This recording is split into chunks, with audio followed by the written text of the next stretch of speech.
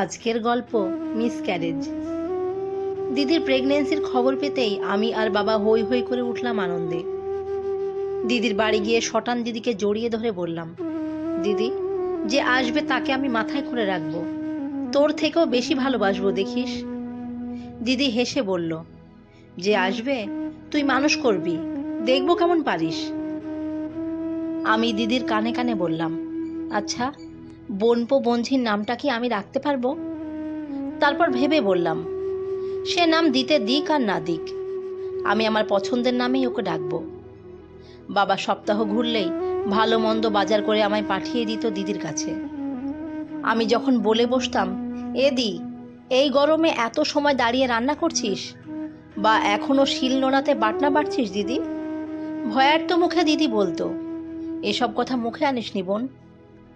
দিদির শাশুড়ি মা সেকেলে মানুষ, পান চিবোতে চিবোতে বলতো, এত সব কাজ করেই 4-4টে বাচ্চার জন্ম দিয়েছি বাছা, মা হবে এতে এত আতুপুতু করার কারণ তো দেখি না। আমি দিদিকে বোঝাতাম, প্রথম বাচ্চা, তার উপর আর্লি স্টেজ, একটু সাবধানে থাক, নিজে হয়ে নাই করলে এত কাজ। দিদি খুন্তি নাড়তে নাড়তে আর কপালের ঘাম মুছতে মুছতে বলতো, সংসার জীবন সোনা, করতেই হবে এসব। আমি বলতাম, তুই রেস্ট নে, আমি রান্না করে দিই। দিদি বলতো, এ বাড়ির রান্নার নিয়মে ঠিকঠাক রান্না না হলে আবার অশান্তি হবে। আমি অবাক হয়ে বলতাম, দিদি, ওয়াশিং মেশিন থাকতে হাতে কাচ্ছিস কেন?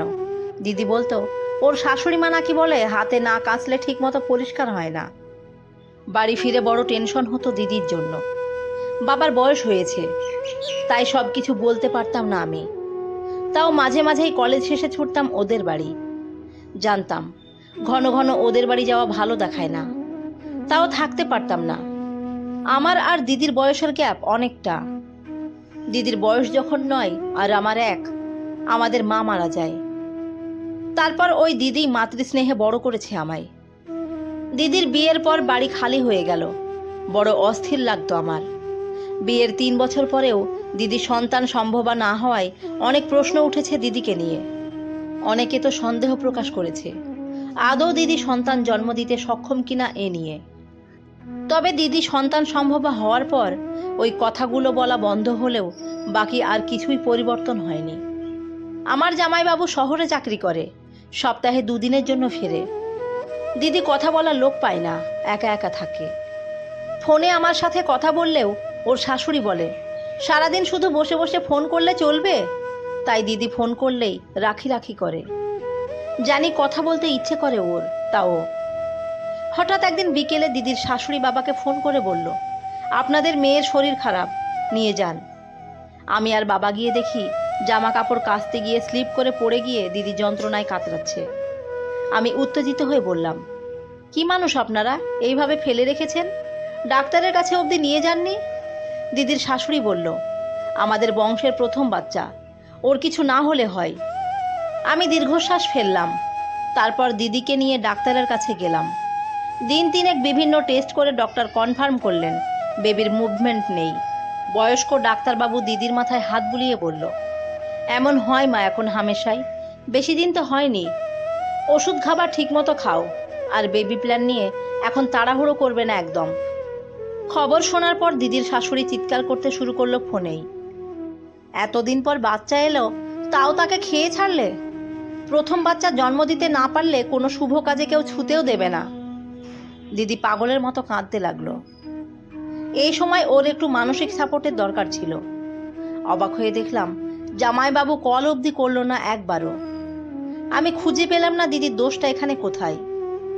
মা হারা অসুস্থ মেয়েটাকে আর নিয়ে যেতেও চাইল না, অথচ এই দিদি সুস্থ অবস্থায় 2 দিন এ বাড়িতে থাকলে কতই মনোমালিন্য হতো। কিছুদিন পর জামাইবাবু অবশ্য বলেছে, সুস্থ হয়ে বাড়ি চলে এসো। এই ঘটনার বছর 5 পর আমার বিয়ে হয়, বাবা দিদির পছন্দ করা ছেলের সাথেই। ততদিনে আমি মাসি হয়েছি, একটা ফুটফুটে মিষ্টি মেয়ে হয়েছে দিদির। দিদির মেয়ে তিন্নি আমার খুব আদরের, আর বাবার তো প্রাণ। এখন নাতনির টানে বাবাও দিদির বাড়ি ছোটে। আমার বিয়ের বছর 1.5 পর আমি কনসিভ করি। অবাক হয়ে দেখি শাশুড়ি মা সম্পর্কে যে ধারণা আমি দিদির শ্বশুর বাড়ি থেকে পেয়েছিলাম তা আমূল বদলে যায়। শাশুড়ি মা আমাকে প্রতি মুহূর্তে সন্তান স্নেহে আগলে রাখে। দুপুরে ঘুম থেকে উঠে দেখি শাশুড়ি মা দুধের গ্লাস হাতে দাঁড়িয়ে। আমি খেতে না চাইলে বলে, তোমাকে আর যে আসছে তাকে ভালো আর সুস্থ থাকতে হবে তো। প্রেগনেন্সির প্রথম প্রথম কিছুই খেতে পারতাম না, বমি হতো। শাশুড়ি মা আমায় নিয়ে ছুটতো ডাক্তারের কাছে, বলতো তোমার মা নেই, মায়ের আর শাশুড়ির দুটো দায়িত্বই তো আমাকে পালন করতে হবে। ঘুমের ঘরে মাঝে মাঝে হাত পা ঝিনঝিন করত। শাশুড়ি মা এসে ম্যাসাজ করতে লেগে পড়তো। আমি বলতাম, এ কি মা, পায়ে হাত দিও না। শাশুড়ি মা হেসে বলতো, তোমার মা এটা করলে একই কথা বলতে কি। শাশুড়ি মা বলতো, মা হচ্ছ বলে লেখাপড়া চাকরির পরীক্ষা দেওয়া বন্ধ করলে চলবে না, বাচ্চা নিয়ে চিন্তা করবে না, আমি মানুষ করব তাকে। আমি ঈশ্বরকে মনে মনে ধন্যবাদ দিতাম এমন মানুষকে শাশুড়ি হিসেবে পাওয়ার জন্য। সবকিছু ঠিকঠাক চলছিল। আমার সাধের নিমন্ত্রণ শুরু হয়ে গেল। এর মধ্যে শাশুড়ি মা নিয়ে গেল ফিটাল ইকোকার্ডিওগ্রাফি করাতে। কিন্তু রিপোর্ট দেখে সবার সব আনন্দ নিমেষে মিলিয়ে গেল। গর্ভের সন্তানের হৃৎপিণ্ডের জটিল সমস্যা, সে জন্মালেও অসুস্থ থাকবে, কিংবা জন্মের পর তার মৃত্যুর সম্ভাবনা অনেক অংশে। ডাক্তারবাবু বললেন, এ বাচ্চা না রাখাই উচিত, থাকলেও সারা জীবন তার জন্য কষ্ট পেতে হবে। কান্নায় ভেঙে পড়লাম আমি। কেউ চায় এতদিন নিজের মধ্যে বড় করা বাচ্চার পৃথিবীর আলো না দেখাতে? ভয় হলো, শাশুড়ি মায়ের সব স্নেহ ভালোবাসা বুঝি আর থাকবে না আমার প্রতি। আমি যে তাদের বংশধরকে জন্ম দিতে পারবো না। আমার স্বামী এবং শাশুড়ি মা ডাক্তারের সাজেশনকে মেনে নিল। 3 দিন হাসপাতালে থাকার পর দুর্বল ক্ষীণ শরীরে বাড়ি ফিরলাম। আমার স্বামী প্রতিটা মুহূর্তে সাথে থাকলো আমার। তবুও আফসোস রয়ে গেল, মা হওয়ার যন্ত্রণা সহ্য করলেও মা ডাক শুনতে পেলাম না। কিন্তু অবাক হলাম এটা দেখে, বাবা আমাকে নিতে এলে শাশুড়ি মা বলল, এই অবস্থায় একজন মেয়েই ওর কষ্টটা ভালো বুঝবে, আমি ওর খেয়াল রাখবো। আপনি বরং এ বাড়িতে থেকে যান, আপনার মেয়েরও ভালো লাগবে একটু। আমার চোখ থেকে জল গড়িয়ে পড়ল। শাশুড়ি মা চোখের জল মুছিয়ে দিয়ে বলল, এমন হয় মা, প্রচুর মেয়ের প্রথম বাচ্চা মিসক্যারেজ হয়ে যায়, এতে তো মায়ের দোষ থাকে না। তুমি সুস্থ হয়ে ওঠো, মা হওয়ার তাড়া নেই কোনো। আমি আমার ছেলের সাথে কথা বলে তোমাকে কম্পিটিটিভ পড়ার জন্য একটা কোচিং সেন্টারে ভর্তি করে দেব ঠিক করেছি। সেদিন আমার শারীরিক কষ্ট হচ্ছিল ঠিক, কিন্তু মানসিক চাপ অনেক কমে গেছিল।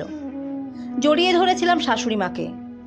আসলে মিসক্যারেজ হলে সবচেয়ে বেশি কষ্ট পায় মা, যার শরীরে একটু একটু করে বড় হচ্ছিল তার সন্তান। খারাপ তো সবার লাগে আশাহত হলে, ওই পরিস্থিতিতে তার দরকার পরিবারের সাপোর্ট। যদি তার ওই কষ্টের মুহূর্তে আমরা নিজেদের খারাপ লাগা ক্ষোভ উগরে দিই, মানুষটাকে দোষারোপ করি, তাহলে সে কোথায় যাবে বলুন তো? আসুন একটু সহানুভূতিশীল হই আমরা। কষ্ট লাঘব করতে যদি নাই পারি, কষ্ট যেন বাড়িয়ে না দিই কারো। গল্পটি ভালো লেগে থাকলে সাবস্ক্রাইব করে পাশে থাকবেন। ধন্যবাদ সবাইকে।